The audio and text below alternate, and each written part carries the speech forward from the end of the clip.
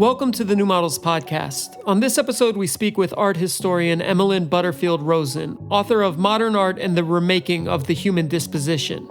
The book, which came out late last year from Chicago University Press, offers a deep analysis of how European artists at the turn of the 20th century dramatically broke with the long-standing conventions for posing the human figure.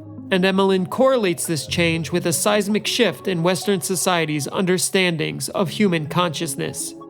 Given the present-day acceleration of machine learning and technological forms of vision and visual reproduction, it's not difficult to draw parallels between our own time and the period that Emmelyn examines. Listening to what follows might feel something like viewing a deep-field space telescope image in ultra-high res. Zoom in and you'll find worlds within worlds. Zoom out and you'll see that the entire shape is so large there's no end in sight. The details of this conversation are expert level, hence Carly doing all of the heavy lifting on the New Models side. But there's a macro pattern in the research, a collection of perspectives, that you'll likely find useful for thinking about the present and the future. It's a conversation that, thanks to Emmelyn, is driven by the kind of knowledge that can only come from more than a decade of applied work. And we're excited to be able to share this ultra-high-def reading of a cultural turn analogous to the now. A few notes. To see images of the key works that Emmelyn discusses, check out the full episode post on Patreon or Substack. For channel listeners, we'll post them in the channel server. Of course, best of all is to just get the book and lose yourself in the more than 100 plates illustrating Emmelyn's research. I'm a Little Internet, joined by my co-host Carly Busta. Our guest is art historian Emmelyn Butterfield-Rosen. You might want to listen to this episode twice, so let's get into it. Well, hi, Carly. Thank you so much for inviting me to speak with you. You were actually the first person that reached out to me when my book was published, and I was incredibly excited to be sharing a forum with someone like the Cobra Snake, who's like a phantom from my debauched youth. I didn't think now as a scribe in Williamstown that would come back into my world. And then the only other historian that I've seen you have on the show, I'm blanking on the name, but that incredible excavation of moral panic in the 1980s. And yes, Richard Beck's We Believe the Children. Yes. So I'm an art historian. I have a past with contemporary art, but I am a pretty consciously, historically oriented person. I work in the Williams graduate program, and I live between Williamstown, New York, and Florence. Cool.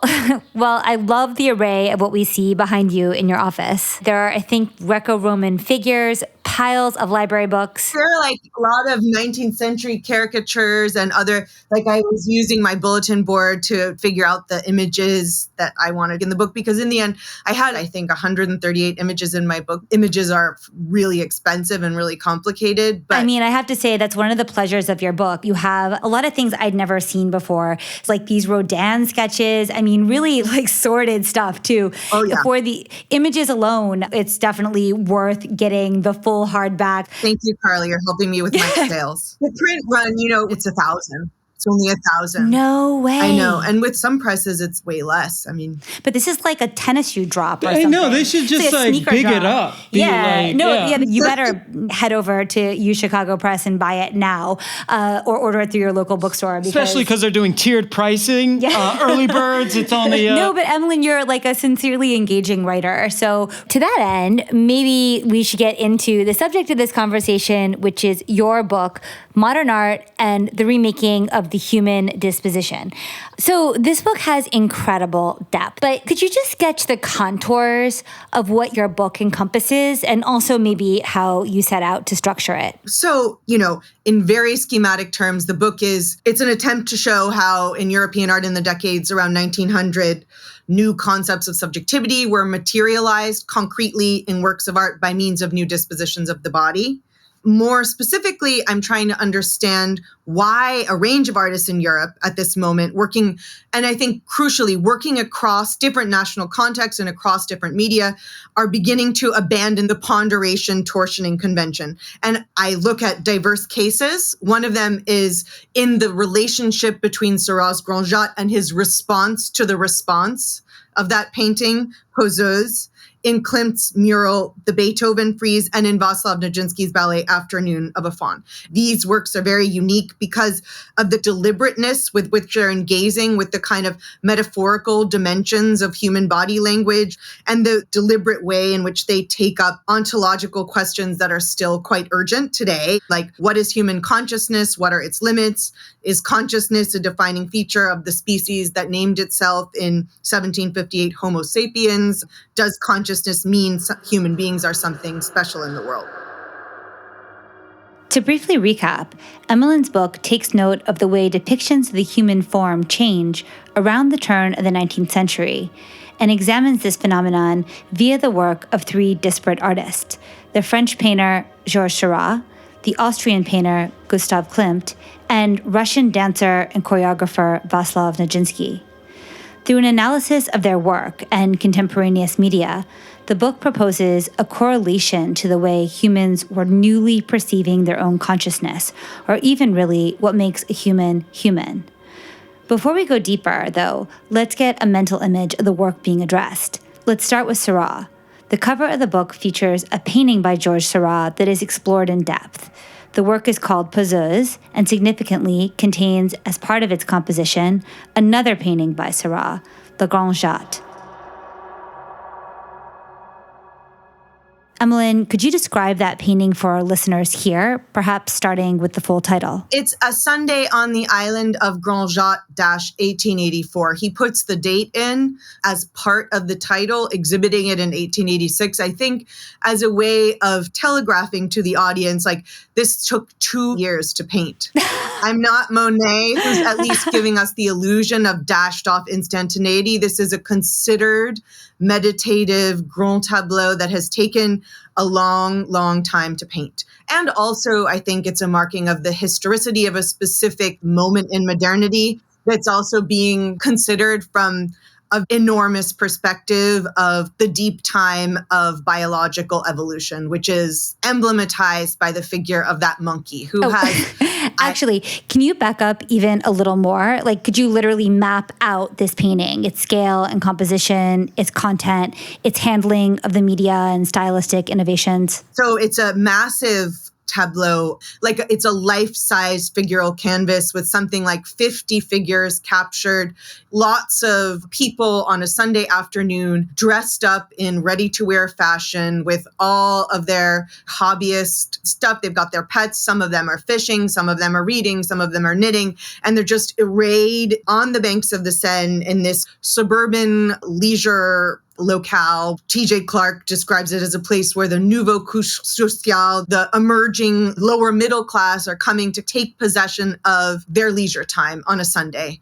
And it's a very deep perspective with the Seine on the left and trees on the right that kind of come in almost like stage flats. And the people in the very background are like a millimeter high and they're shrinking. They're from the life size to the minuscule. Also, obviously, with Seurat, what he's known for is the dots. He's a pointillist. He invented this technique known as chromoluminarism. It's based on the scientific principle that colors combine in the eye, the persistence of vision. These little dots of pure color, Seurat imagined, would combine synthetically in the mind unconsciously. So that's a dimension of the unconscious mind that's just kind of baked into his technique. I mean, never mind that it doesn't actually work. And that's a part of the painting that many people have discussed. But the aspect of the painting that my work is about is the very unusual way in which he poses the bodies of human figures in this work. So Seurat innovates this pointillism technique that's dependent on what is called persistence of vision, a pseudoscientific understanding of the eye itself working autonomously from the conscious mind, the eye itself mixing the color. This is relevant to Emmelyn's book, but not the primary focus. So we're going to bracket pointillism for a moment and talk about bodies. And the bodies in Le Grand Jatte are remarkable. Emmelyn, how would you characterize the way Seurat renders human figures?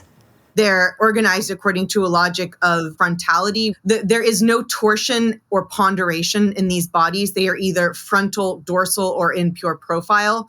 And that dimension of the posing of human bodies in Seurat's work has, I'm arguing in this book, profound implications for a rethinking of what the interiority of a human being is. How does the human mind work? And it's a visual sign of a kind of whole epistemological rethinking of interiority that's taking place in the late 19th century. Yeah, I'm curious what the stakes of this were.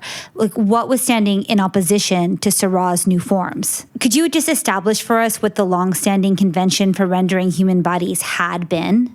Absolutely. I think standing in opposition to something is really the key idea, because I'm arguing that this new postural language, it's incomprehensible except relationally and as a negation of what came before. And right. So what did come before? I mean, today we have these so-called bodies of flat design, which sort of remind me of Seurat's figures. But what was the look and feel of human bodies in art leading up to Seurat's innovation in the late 19th century? I mean, in some way, what I'm going to give you is a fiction. It's a potted history of art history, one that was actually invented in the late 19th century. And it's kind of this history that we need to unpack because we still take it too much for granted and have failed to estrange the really concrete corporeal language through which it functions. So, I mean, basically, it's the received body of classicism. Perhaps stating the obvious, but we're referring here to bodies with volume, bodies where you can imagine their weight and their strength. You see muscles, skin, hair, the kind of bodies you would see if you went to the Met or to the Louvre and you looked at the 16th, 17th, 18th, 19th century painting galleries. There's a kind of baseline condition for artistic representation of the human being. And there's also an assumption in this period that the human figure is a metonymy for art itself in the Western context. And that until a certain world historical moment, which occurs in classical Greece, all forms of figural representation adhered to a rigid norm of posing the body. So like Cycladic art, Egyptian art, pre-Bronze Age depictions of the human form. There was no torsion or turning in the body, and relatedly, no apparent responsiveness to gravity. So when did this quote, naturalism enter into the artist's toolkit? So in the 5th century BC, classical Greek sculptors, by learning how to convey a shifting of weight from one foot to the other, they actually invented a visual form for the representation of the agentive properties of embodied selfhood, rooted in some kind of entity that we would think of as mind or consciousness. It's a kind of mind-body dualism paradigm based on a kind of opposition of psyche and soma, and the idea that this highly concrete torsion in the body is the way that we get at this concept of mindedness. This figure of the minded body gets taken up in the history of Western art, paradigmatically in the Renaissance, and then it gets inculcated and reinstantiated in the scenario of art academies, where these poses are reiterated and reiterated through the circulation of particular classical sculptures, which circulate in casts, and also through practices of actually physically posing models. And this pedagogical scenario is really, really important for me in setting up my argument in the kind of life history of Seurat, who was a very committed, aspirational student at the École des Beaux-Arts, where he really learned to convey these properties of the body in a very ritualized fashion. And then he departs from them. So there's this innovation in the 5th century BCE where artists begin to show the torsion and weight of a body around a central gravitational core. We'll later call this contrapposto. Not just the technique, but the convention, the norm of showing a human body this way, it becomes encoded by the 15th century and is emblematized by the Sistine Chapel ceiling and the works of painters like Botticelli and Leonardo. I mean, stop me at any time if I'm overgeneralizing here. No, I think to take big bites of time is incredibly important for European art history. It's something that like scholars of other geographies, because of the like profound Eurocentrism of art history in Europe and America, have done for a long time. But the hyper specialization of European art history, where, you know, a department will have like a Northern Renaissance specialist, a Southern Renaissance specialist, has been determinative of the kinds of questions we ask in art history in ways that I actually think are conceptually crippling potentially. And now, as we're undoing the Eurocentrism of art history by changing the kinds of people that actually get hired and have the opportunity to actually study art history for their living, which is like a massive privilege. Obviously, it's going to change, and you may well have like one Europeanist in a whole department. One of the things that I've tried to do in this book was take a provincializing view of Europe in order to estrange some things that are taken for granted. I mean, I love that idea of Europe as provincial because, of course, if anyone has spent time outside of Europe, particularly in like China or Brazil or India, you know that Europe feels like a toy train village by comparison. But back to this Western grand narrative for a second, could you say more about the idea of transference? Like, I'd be curious what latter-day Renaissance painters saw. Do you think that the Greek sculptors themselves held this idea of mindedness when they were developing contrapposto, or is that more just a latter-day projection? But basically, there's a convention that is forged by classical Greek sculptures, torsion and ponderation in the body. Whether Greek sculptors were perceiving like, oh, let's twist this body and place some weight on the foot so we can show that there's a mind at work here that's directing this physical body, I have no idea. I mean, in some way, we can analyze Greek texts and think about what that really meant, but certainly it becomes a convention and a norm starting in the Renaissance. Like, I quote in the introduction of the book, Leonardo says, it is necessary to place the figure on his feet so that it is clear that he is lively and not asleep. So the very idea of this responsiveness to gravity, this twisting, is how you secure the illusion of some kind of active psychological presence in this body. And that's very curious. There's nothing self-evident about that, really. But then this brings me to the question of, well, why is it important to show that the human has interiority? Why is it important to show that they have a spirit? Is there like a God factor here, like how the human relates to God? God is also being portrayed in human form. What's going on there with that? There could be a million reasons. I have not thought so much about the history of religion. What I think of is the word like âme or soul. Alberti, he gives the example of the boat with all of the different apostles of Christ expressing their wonder at the transfiguration with different gestures so that you know that each one of them is a unique person responding to the movements of their own soul.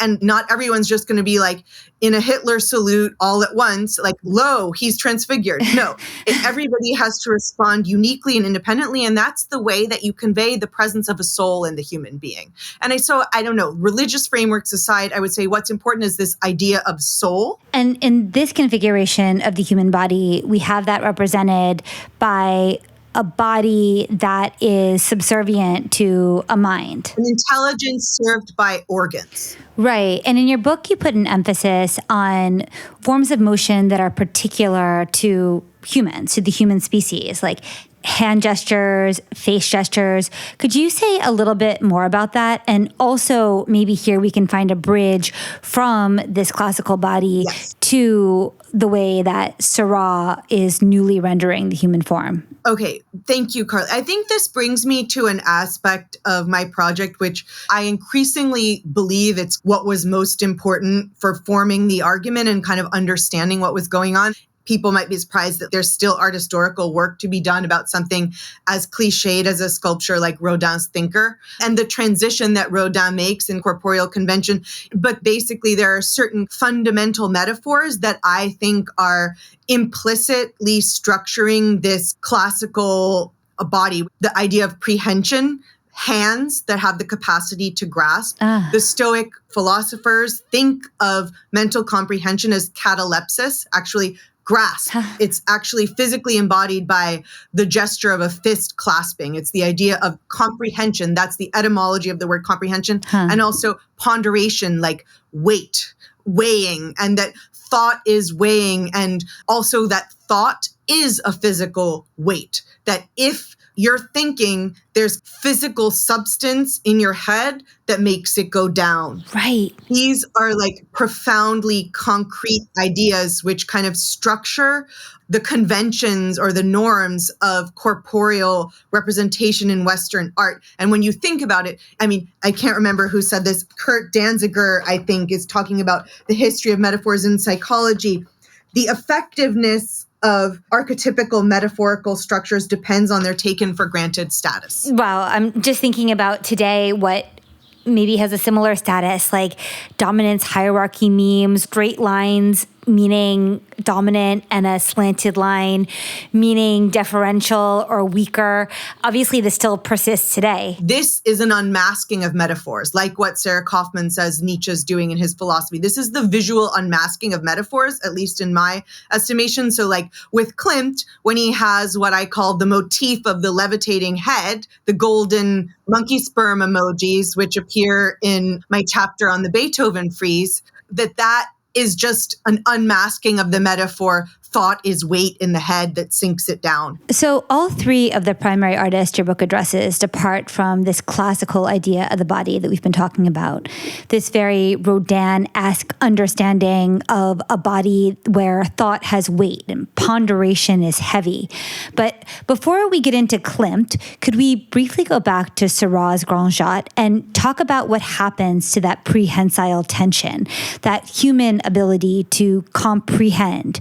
Could you give us a visual reading of the arms and hands of the figures in this Seurat work? Absolutely. I mean, certain kind of alchemy occurs when you actually state in words things that seem implicit.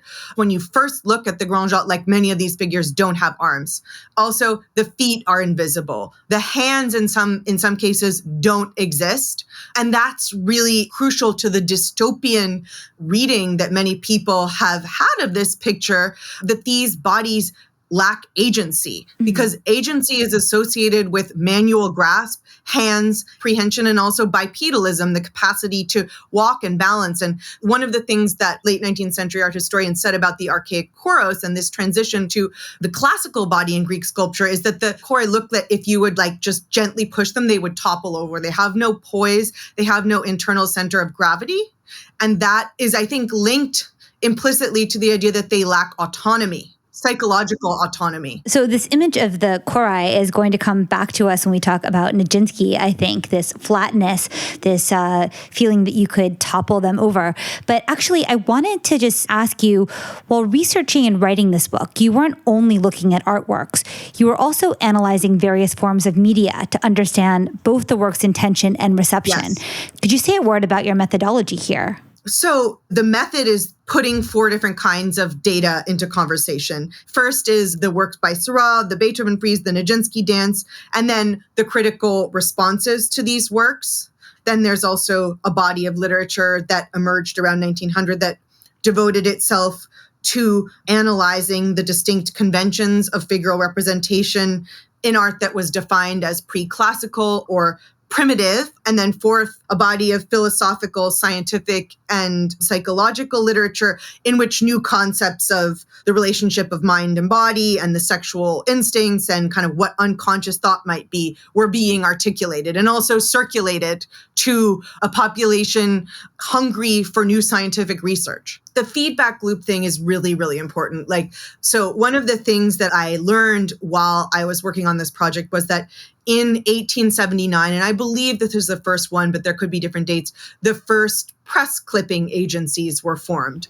Well, wasn't the wood pulp paper invented in the 1840s? Before that, they had the printing press, but paper was super expensive. Yeah. So you still didn't have mass media on paper until paper got cheap, which was the 1840s, it was finally game on. We're operating in a completely transformed media landscape in this moment. And, obviously there's more literacy, there's the emergence of a mass media and kind of print publications, but then there's also the feedback dimension. So these clipping agencies, by like 1900, there were numerous competing agencies. The one that Seurat subscribed to, the one that Rodin subscribed to, was called Argus de la Presse, named after the Greek, hundred-eyed monster, all-seeing, Argus de la Presse. So every time his name is mentioned in any review, in Russia, in America, in numerous languages, in Poland, he is getting a clipping and he is archiving that and reading every single thing about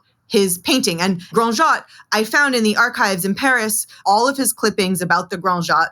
There were I can't remember, 60 or more clippings about this specific painting. The most important ones were hand copied out. And I had interesting debates with the archivist. Who copied this? Was it Seurat himself? I believe Seurat actually copied out the reviews because I believe he was obsessed with his press. But we had a handwriting analysis done, and the name poseuse that he gives to his next painting, this is the phenomenon of feedback, is an adjective that was applied to the Grand Jatte in one of the reviews that he copied. So they called the figures that appeared in Grand Jatte poseuses. Yes. So he's reclaiming that term, yes, and he's determining it or whatever by having his own models nude, female, yes, which is also a somewhat new convention to even have access to, I guess individual artists could paint female nudes, but usually in the academy it would mostly be males. That's really relevant too. Who's the body, who's the torsioning, ponderous body who gets to be the subject of reflective consciousness? Is it a man or is it a woman? That's utterly at stake in Poseux's gender. Totally. And do we know if it was men who were given female attributes? Well, at the École des Beaux-Arts, where he studied for 4 years, desperately he really wanted to win the Prix de Rome. Nancy Ireson's important research made us understand this. He really believed in this system, which was part of why he didn't want to do landscapes. The importance of his work was to use the human body. But in that environment, predominantly male models. And one of my favorite images in the whole book is this amazing photograph from the archives of the École des Beaux-Arts of this model, Gélon, who I know Seurat encountered at one point because he drew him as a student, who's kind of in the pose of thinking being archived by the École des Beaux-Arts authorities. This incredible photograph from 1890 with insane pathos. And it makes you really feel the kind of social world of these strange art academies where these strange rituals were taking place. Yeah. And actually, as you did with Grand Jatte, could you now give us a mental image of poseuse so it's more concrete for our listeners? Sure. So after the quote-unquote controversy of the Grand Jatte that I'm describing, which Seurat archives in his press clippings, he makes this painting, Poseuse, which he exhibits 2 years later, and it shows the Grand Jatte in his studio with the figures that were most scandalous in the Grand Jatte, this woman who I argue is kind of imitating a fashion mannequin with a monkey imitating her. They're figures that allude to unconscious thought processes and evolutionary biology.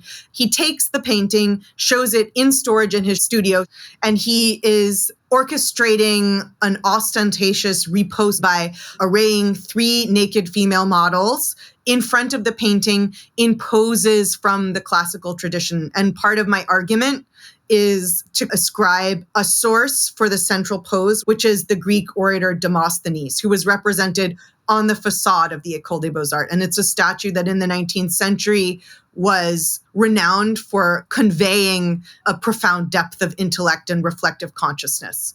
And so it's a kind of return to that concept of the subject, which I think is both a satire and elegiac. It's an understanding that something is actually lost when we give up this idea of the possibilities of rationality and reflective consciousness. And, this is where my work on Seurat would be utterly unthinkable without the work that Jonathan Crary has done. And he makes the political stakes of this more than apparent.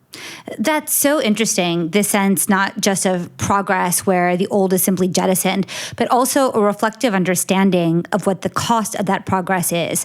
Something that you do so well in this book, and that I think Crary likewise emphasizes, is how the political stakes of an artistic statement are so strongly shaped by and even contingent upon media.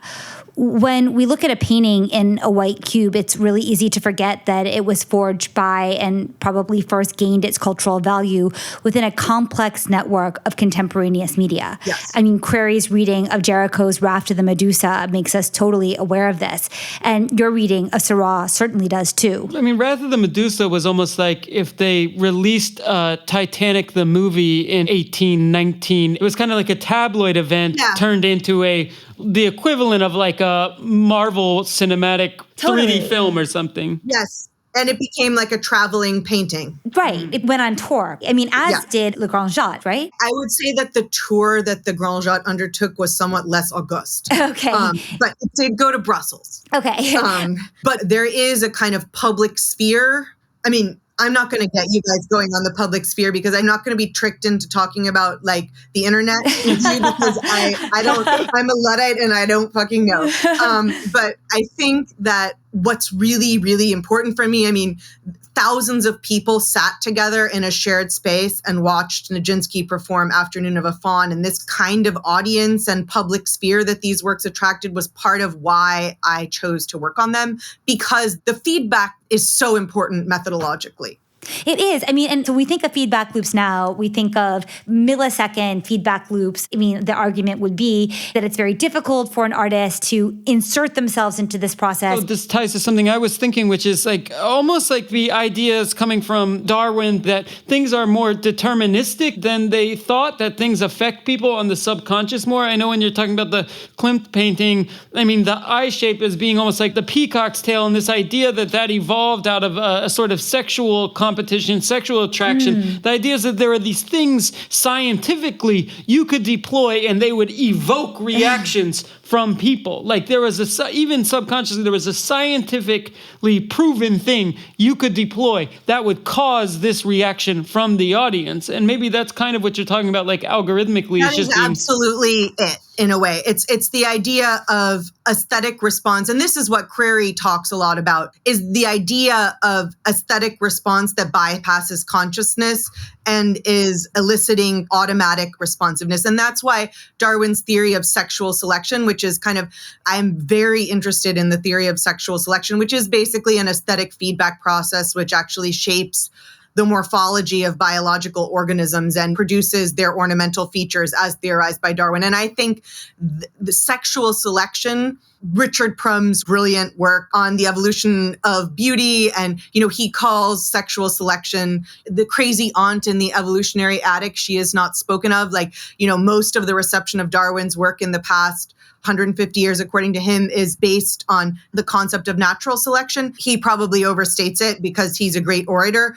That may be true in the sphere of science, but it is certainly not true in the sphere of aesthetics. I mean, all of the works that I am addressing in this book are engaged in some sense with the idea of sexual selection. I mean, we have like a theater of human mating rituals in the Grand Jatte laid out for us, not only a kind of menagerie of different life forms from the butterfly to the dog to the monkey to the human, but also, the pairing off. So this woman with the monkey in the foreground is, she's engaged in a mating ritual of some kind. Is she a prostitute? Are they a proper couple? That would be a very 1980s way of approaching the question.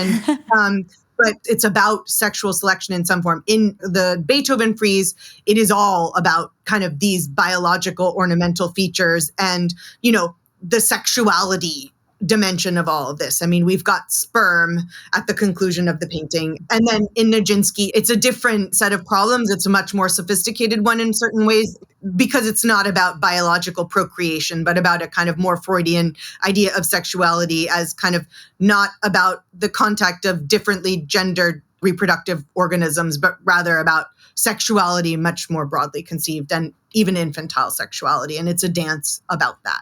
I mean, I also think of it as being like all of the stuff that makes it seem like there's all these factors exerting responses on us outside of our control. It's like there's also that loss of agency from the grasping, knowing earlier figures. Yeah. I also feel like there's something in terms of the unconscious or the subconscious and this world of dreams and all of these symbols and this whole other mysterious world going on deep within our minds.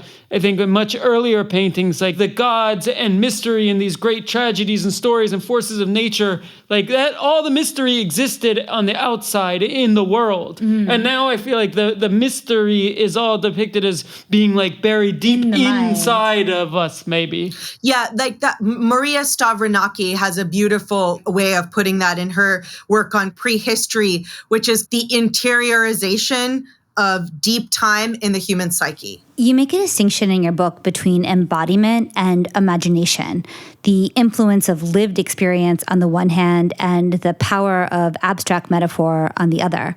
Maybe this would be the moment to unpack that. I mean, I think, we now understand the historicity of the body and how the body somatically internalizes its milieu and reproduces that milieu through gestures, through the way that we move. Marcel Mauss in Techniques of the Body talks about even the historicity of techniques of swimming within the scope of one lifetime. So there's nothing stable at all about the body, and things change. And that's something that has been habitually said in relation to Manet, that what's going on affectively with his figures is mimetic of an actual lived change that's taking place in the metropolitan sphere in the late 19th century. And primary point of reference for many kinds of interpretations is Georg Simmel's notion of the blasé affect, which has to do with a kind of like stimulus shield for an urban environment that's overwhelming.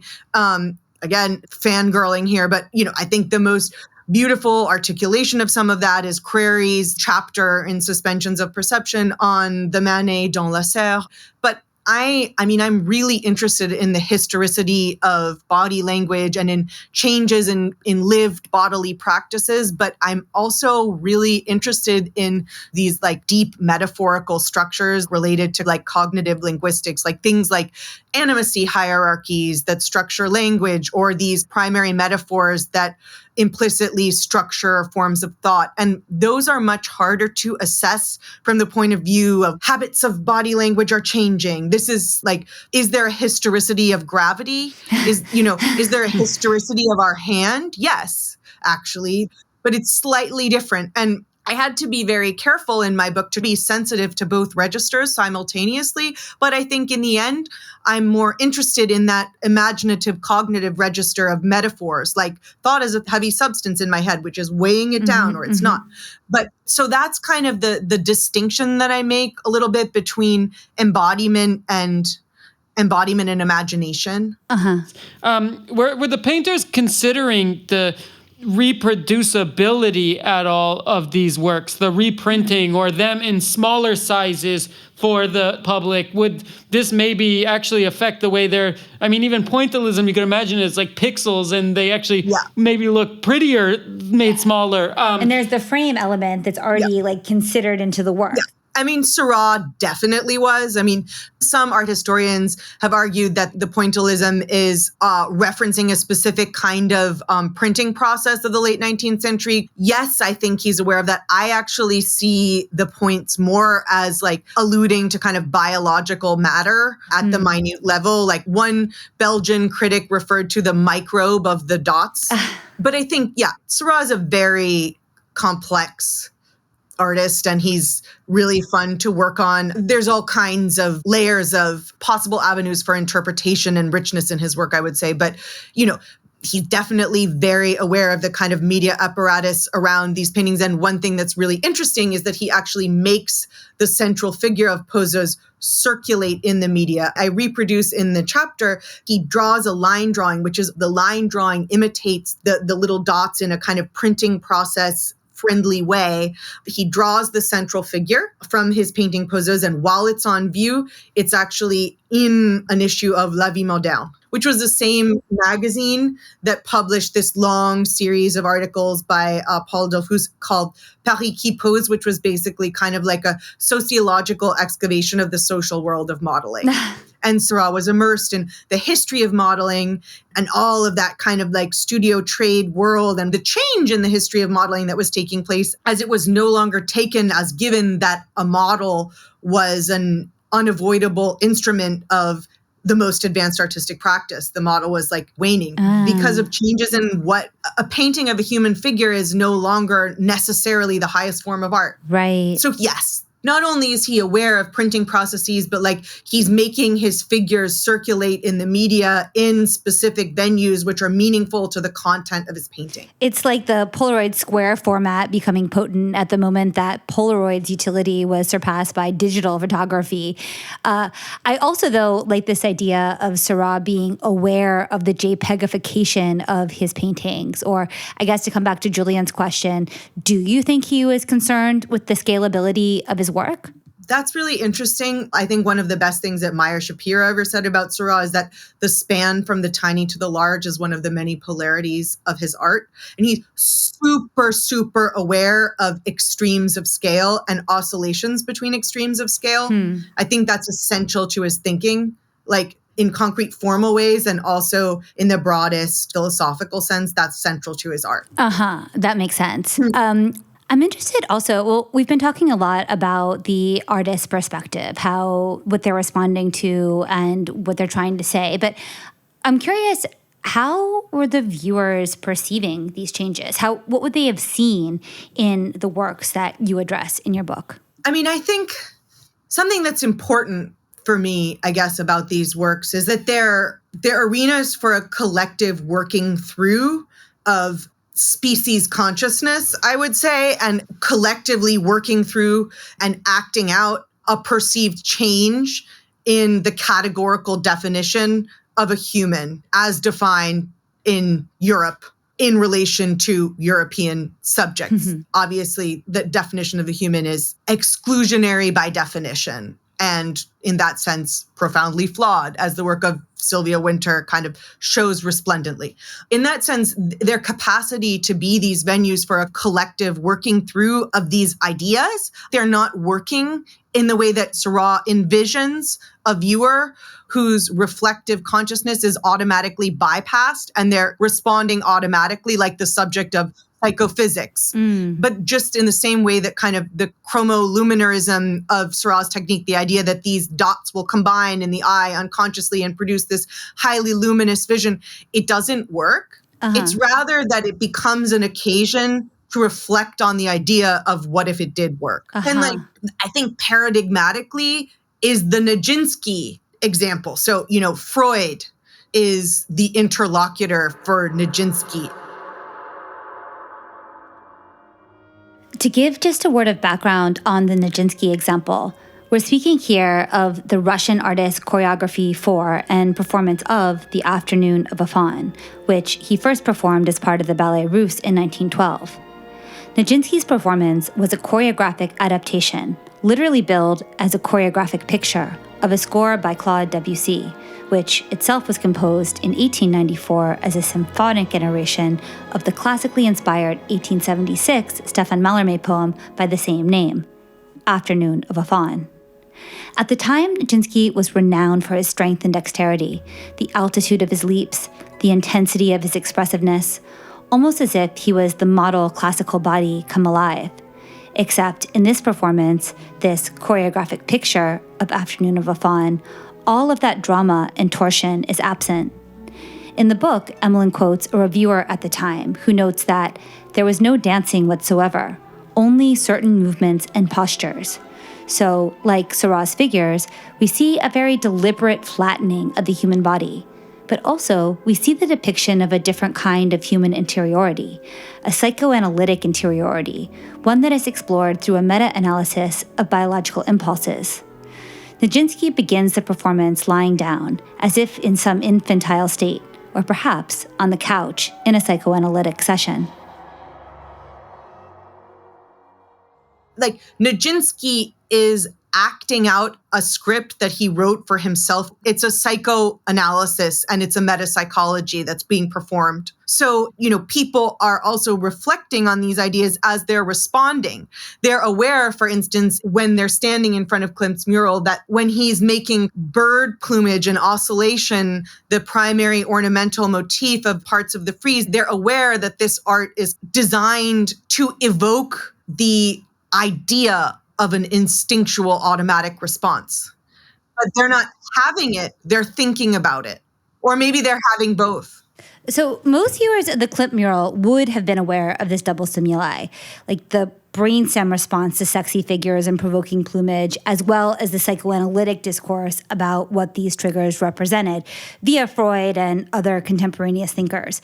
But with Nijinsky, the audience was caught by surprise. I would say that the real true scandal of the three works is the Nijinsky work, because I think that to make a work that references kind of infantile sexuality and exhibitionism and ends with a pretty obvious allusion to a masturbatory act on stage, that remains somewhat radical, I would say. And I think, particularly ideas about child sexuality are profoundly fraught still. Mass protests in front of the next staging of the Nijinsky ballet. Also, just to emphasize, just think about how contemporary this was at that time. It's almost like Freudism was almost this new platform for the unconscious, this whole new science and big conversation that everyone's thinking about and talking about, and taking these themes into a performance, which is radically different from other performances. Yeah. Also, working on the notation, also making sure it's extensively photographed. I mean, this was bleeding edge stuff. Well, interestingly, Nijinsky, much to the chagrin and amazement of scholars, as far as we know, was never filmed dancing. Oh. But no, he was photographed extensively, but I believe that he conceived of Afternoon of a Faun as a looping film, almost like a GIF. It's a loop. So it's not entirely novel to have a system of dance notation. Nijinsky's is incredibly complex and hyper-articulated, but more important, I think, was his determination to create a form of notation to make the dance exactly repeatable. It was also rehearsed somewhere between 60 and 120 times. There was no improvisation here. It's a fixed sequence, and I make much of the fact that it was performed twice in a row, because there's a long theatrical convention of an encore. But I actually think in this case, the convention of the encore is repurposed to speak to a concept of fixation in psychological terms, which has to do with the increasing turn towards mechanical metaphors for the comprehension of mind, in the way that we might see very obviously in Dada works, these little bachelor machines or apparatuses. But, the allusion to the cinematic apparatus and to a form of activation that's mechanical rather than a kind of organic animation in this work is responsive to a thinking through of the psychic apparatus as an inorganic mechanical thing. And that's present in Freud, that's present in all kinds of new psychology that emerged in the late 19th century. And so as that psychology was emerging, there were also these proto-filmic devices that were also emerging that did operate on the loop. So devices that would show sequential photographs mechanically turned so that it would function like films. And so those technological developments were happening parallel to these psychological developments. And just to come back to sort of the basic thesis of your work, we can talk about all of these developments in art, but they are reflecting this fundamental change in the perception of how the human mind works, the old limitations of the mind, and maybe the new expanded consciousness that technology allows us to see. So maybe there's a new kind of understanding of the brain as a kind of machine, the brain as working in ways that we can't quite understand, but that maybe we can name, like this fixation, like the desire to loop something. And so we see this correspondence between these artworks and the ways that technology is actually allowing us to see differently. Yes.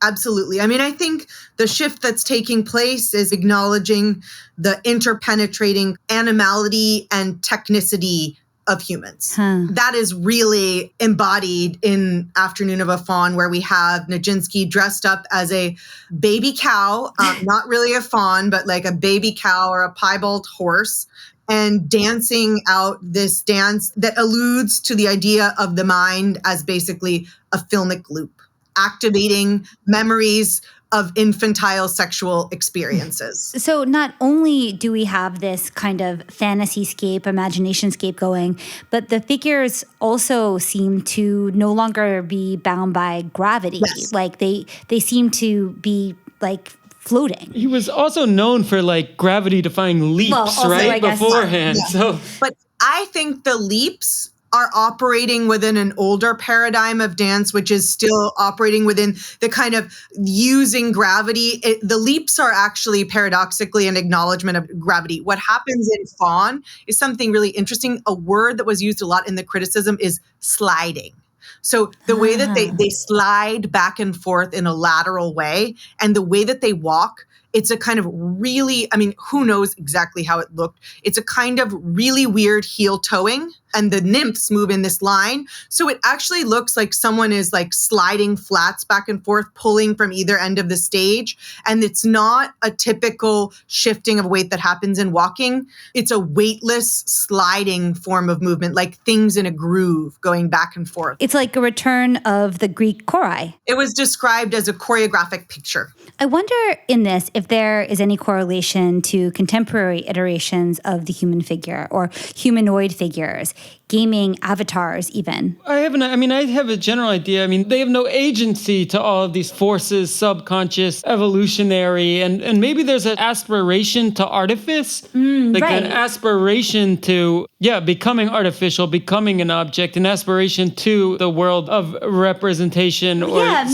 the simulated as opposed to even maybe this is here, the link because what I was going to say is like one thing we've been looking at is a tendency towards embracing the face filter, trying to be as much like a robot as possible in these TikTok dances. In a way, it's like a Dada machinic type of body, except where it has like hips and sweatpants and boobs. And the refinement of features to the most effective sexual signaling or... Right, like it just like Addison Rae like works on the limbic system. Like right. These kinds of TikTok stars have like millions and millions of followers. I mean, similarly, it's all about targeting the limbic system. It's targeting the limbic system. I mean, I don't think Addison Rae is thinking about this. I mean, we have now an era where every individual is creating a depiction of the human and putting it out there. And there are feedback loops which are optimizing certain depictions of the human to become mass cultural figures, to have a kind of cultural dominance, to be a kind of hegemonic figure even. And I mean, I wonder like where the human agency is in this. I mean, I guess I would just say art is no longer whatever fine art was or is. I would probably say was. It is no longer a primary venue for the working out of what it is to be human. And perhaps it once was. Mm-hmm, right. It's just, and I'm not saying that in some kind of cantankerous elegiac register, I don't think. I mean, no, I think importantly, the point you make there is that art during the period that you're looking at, these decades around 1900, art was the primary venue for working out what it means to be human. That was the space for that at that time. One of them, but a really, really important one. But like, I think the centrality of the human figure to the whole endeavor in the kind of European Beaux-Arts system made that very apparent. Mm-hmm. Like the role of the human figure helps to structure the hierarchy of media too. Obviously, we're working out some kind of definition of what is this thing. And there's a hyper consciousness around the construction of these objects or performances or like decorated milieu. I mean, maybe it's a kind of consciousness of that role for art on the threshold of its obsolescence. Mm-hmm. Will art maintain that role? I mean, visual art. I don't know. Can you say then what happened? So as the 20th century unfolds in World War I and World War II, the human body undergoes a lot of traumas. You know, we have genocides. We come in contact with machines that, for better and for worse, change the way we use our bodies. Can you say what happens to the human body in art? Where does the human figure go? Well, I guess I would say I profoundly don't want to get into a thing of like abstraction versus figuration. I don't think it's that interesting or relevant. I mean, I think, Devin Four has this book, Realism After Modernism, and he has this phrase that I found interesting, the rehumanization of art. Uh-huh. His work could address those questions a little bit. What I found interesting about his work was that the quote unquote dehumanization of art is taken for granted, the phrase of Ortega y Gasset. But what I'm interested in And I realize that I'm not answering your questions and just redirecting towards my project, but I'm consciously doing that because I don't know how to answer your questions. What I'm interested in, people have not extensively unpacked in concrete formal terms what are the strategies that dehumanize a figure. When a human figure is patently present, but it's perceived as dehumanized, what are the concrete formal strategies that actually elicit that response? And I'm kind of saying that it's the removal of certain body language signifiers that function as a visual shorthand for conveying the presence of a reflective consciousness, which has been definitionally constitutive of the concept of the human within a particular visual tradition of European representation. I mean, that's an absolutely fascinating framework to think through the representation of bodies today. Is there a reflective consciousness or not? I would be so interested to hear your reading of Anna Imhoff's work. In her performances, there are glimpses of these classical bodies, but also these are bodies that are living in today's technological environment. They're bodies that are sort of recuperated by digital media, that are in these poses that are optimized for remediation, or they're creating images that are particularly mediagenic. So yeah, it would be super interesting to hear your reading of them. But getting back to the work that you do focus on, it's interesting that precisely in the removal of formerly seen as naturalistic attributes, the human gets to retain a sense of interiority. Yeah, I mean, well, I use the phrase, and I borrow this phrase from Stephen Jacina. He's at the Institute for the History of Medicine at UCLA. I actually don't know how to pronounce his name. It's like Jacina. He uses the phrase naturalization of mind. And I kind of say postural anti-naturalism enables naturalization of mind. I mean, I don't like the phrase naturalism. I'm more interested in talking about norms, visual norms and visual conventions, because I think that's the more salient point. But by naturalization of mind, he's talking about the Darwinian view that mind is a function of body in the most fundamental sense, and that this postural anti-naturalism is rather the cancellation of a previous postural language that used these strategies, specifically torsion and ponderation, to convey the presence of mindedness or thought or consciousness. So this gets back to the point of negation. The naturalization of mind and the kind of mind is a function of body, the neurological, psychological, modern understanding of the human subject is potentially visually unrepresentable. Right. But it's possible to allude to its presence through the negation of what came before. Is there a visual language for representing this in a positive form? I don't know. Maybe that would dispose of the human figure altogether. This is probably the terrible analogy to make, but I do think of some kind of parallel in the naturalism of like 90s photographers like Wolfgang Tillmans or Anders Erdstrom, who were showing bodies in very like commonplace, non-posed ways, and how that kind of media language, that kind of representation of the body, so used in all of the magazines and media that's associated more with Gen X, then was supplanted in the 20-teens by meme drawings and like this very small set of archetypes of like, Virgin Chad dichotomy or Stacy's, or there's this incredibly limited number of characters, but somehow we believe these, now I'm going to, like I have Tourette's, I'm going to use the word naturalism, these like more natural depictions of like human emotions. Like in the 90s, you would think that like these Tillmans photographs like very much showed you like a human feeling,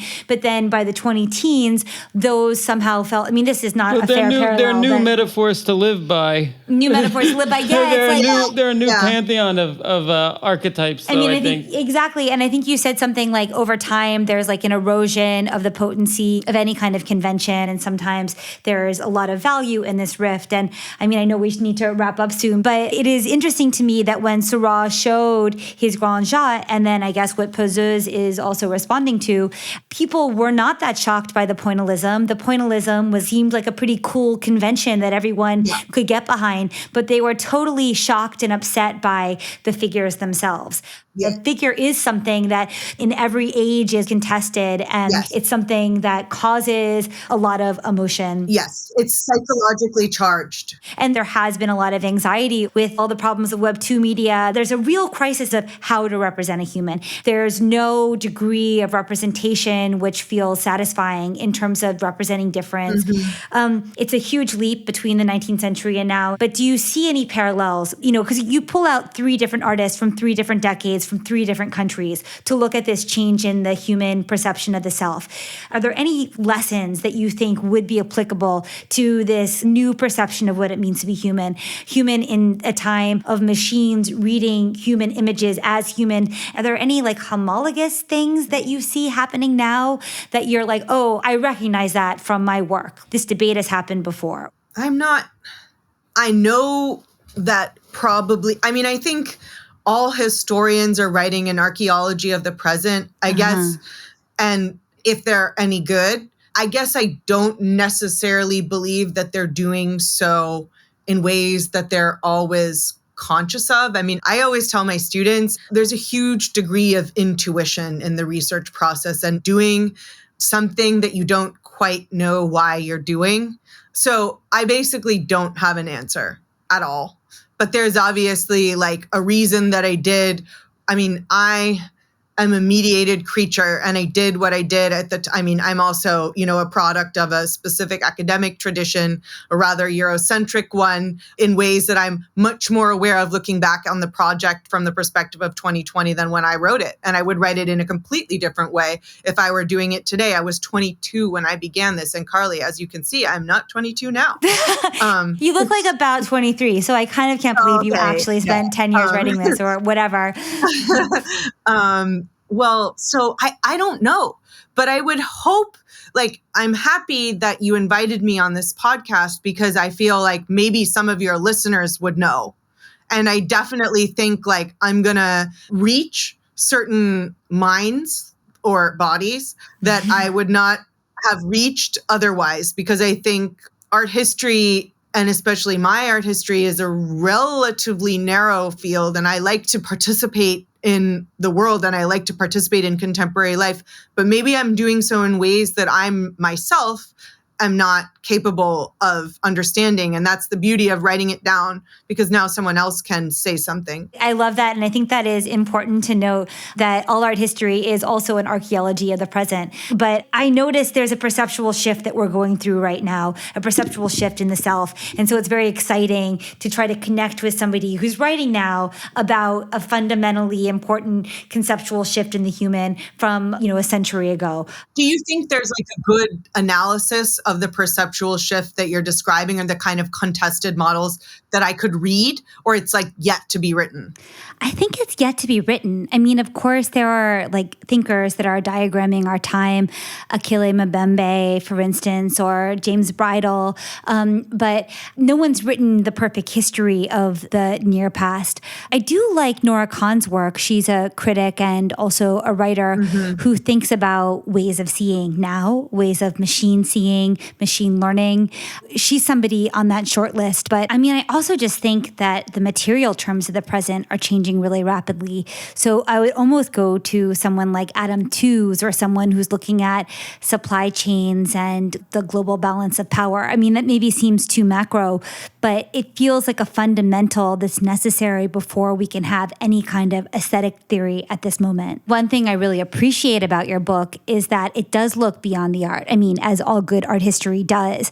But I think you referred to it as putting together a detective novel, a case study with all these different clues. I think the broader pattern recognition, the ways you assembled the clues and the associations and looking at the media and the history of what came before, it is a good reminder of the steps you need to apply to the especially phenomenon that's primarily mediated. Yeah. Research takes massive amounts of time.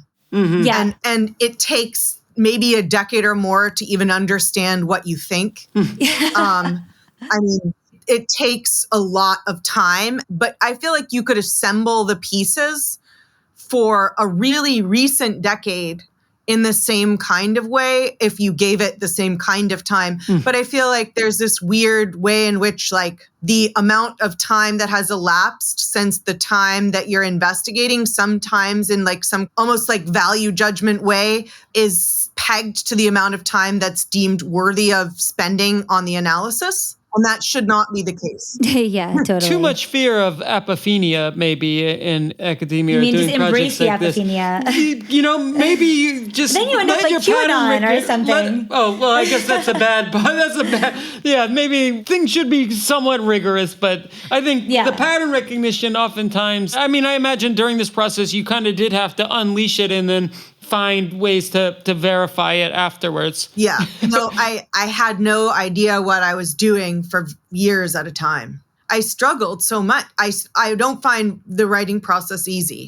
But the one thing that I try not to do, I mean, one of my favorite things in my book is like the way that Nietzsche makes fun of the figure of the philosopher. And I could be making this quote up. I think like sitting at home a la Kant. And the effort that is the effort of thought. He thought that was ridiculous. He said, a thought comes when it wants, not when I want. It thinks. And even though I did a lot of sitting at home, I do think in some ways like a thought comes when it wants, not when I want. That tracks. But also, I think in the time of the hot take, which like still dominates, it is really nice to think of a writing process that took like, how many years have you been working on? I don't know. I was 22 when I started my doctorate at Princeton, and I began this project in my first seminar when I wrote a paper on the Wolfman case history and Afternoon of a Faun with my advisor, Bridget Doherty. And then like I was so interested in that paper, which was impossible for me to write. And my best friend basically had to come over and put the pieces together because I couldn't really do it. And then, I started looking in relation to that and building. And yeah, that was 2007. Oh my God. Okay. Wow. I mean, what an interesting time to be writing through also. I mean, absolutely. If we think about like the media shifts between 2007 and 2022, I mean, we went through at least 2 or 3 big movements. Well, also, I mean, it's interesting because when you discovered this book, it was just so resonant with what you were feeling right now. Yeah. I saw it. I'm like, oh my God, your book is finally coming out. I mean, it was my friend in a lot of ways, Right. And now I have to find a new one, and I have no idea. Yeah, I was going to say, do you Start have with making thoughts? a TikTok account. Yeah. No, I can't. I would just spend my entire day refreshing. Yeah. I don't respond well to responsive media. Like, I just don't do it. Yeah, no. I don't have one either. In any case, Emmelyn, we have to wrap up now, but how do people find out more about you and where to buy your book? You can buy my book on the University of Chicago Press website. You could buy it on Amazon.com. And actually, I can't believe I did this, but I made a website. And cool. It's EmmelynButterfield-Rosen.com. It's pale pink, and I think it's very nice. I'm working with a wonderful web designer, Risa Hofberger, and you can find lectures that I might give there or other stuff about my book or links to other of my writings. Super. Emmelyn, thank you again so much for coming on the show. Thank you so much. I can't wait for you to write another book where you put this in the corner and then you pose yourself in front and you write a book about the reception of the book. Yeah. I'm looking forward to that. I hope my press isn't as mean as Taraz was. But. Well, they can take it up with us if so. Any case. Thank you, Emmelyn. Bye. Bye.